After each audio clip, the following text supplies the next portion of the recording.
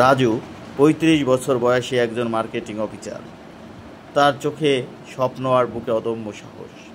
প্রতিদিন ভোর হয় তার নতুন চ্যালেঞ্জ নিয়ে, কখনো তীব্র রোদে পুড়ে, কখনো মুষলধারে বৃষ্টির মধ্যে ভিজে, আবার কখনো দমকা হাওয়া আর ধুলাবালির ঝড় উপেক্ষা করে তাকে ছুটতে হয় দেশের এক প্রান্ত থেকে অন্য প্রান্তে।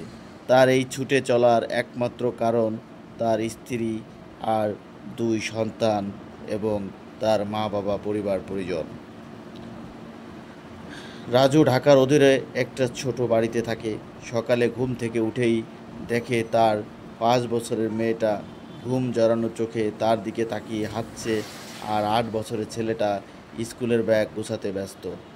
স্ত্রীর হাতের গরম চা আর হাসি মুখের বিদায় নিয়েই সে বেরিয়ে পড়ে অনিশ্চিত যাত্রায়। সে জানে এই পথ চলার প্রতিটি মাইলে জড়িয়ে আছে তার পরিবারের স্বপ্ন। আজ তার গন্তব্য ছিল দক্ষিণবঙ্গের একটি প্রত্যন্ত গ্রাম। আবহাওয়ার পূর্বাভাসে ছিল বৃষ্টির সম্ভাবনা, কিন্তু রাজু জানতো এই মিটিংটা কোনোভাবে মিস করা যাবে না। তার পণ্যগুলোকে গ্রামীণ পর্যায়ে ছড়িয়ে দিতে এটা খুবই জরুরি ছিল। সকাল 10টায় সে রওনা দিল। পথে যখন তখন আকাশ কালো হয়ে আসে। গুঁড়ি গুঁড়ি বৃষ্টি থেকে শুরু করে হঠাৎই মুষলধারে বৃষ্টি নামাটা যেন এক নিত্য নতুন ঘটনা। একবার বাইকে যেতে যেতে হঠাৎই কালবৈশাখী ঝড় শুরু হলো।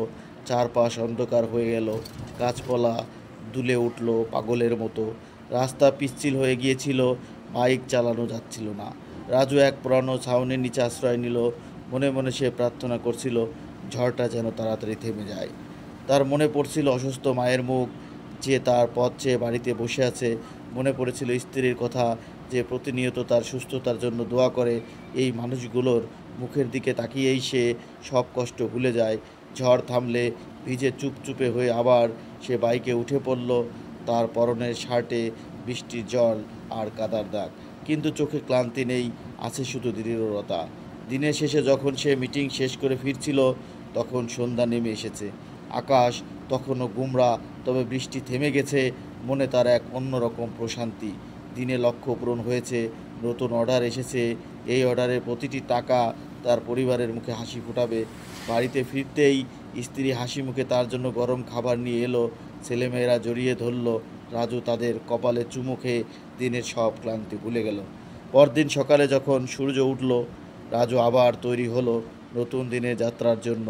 তার জীবনে রোদ, বৃষ্টি, ঝড় আসতেই থাকবে, কিন্তু এসব কিছুকে উপেক্ষা করে সে ছুটে চলবে, কারণ তার হৃদয়ে আছে তার ভালোবাসার পরিবার, যাদের সুখের জন্য সে কখনো ত্যাগ স্বীকার করতে প্রস্তুত, যে কোনো ত্যাগ স্বীকার করতে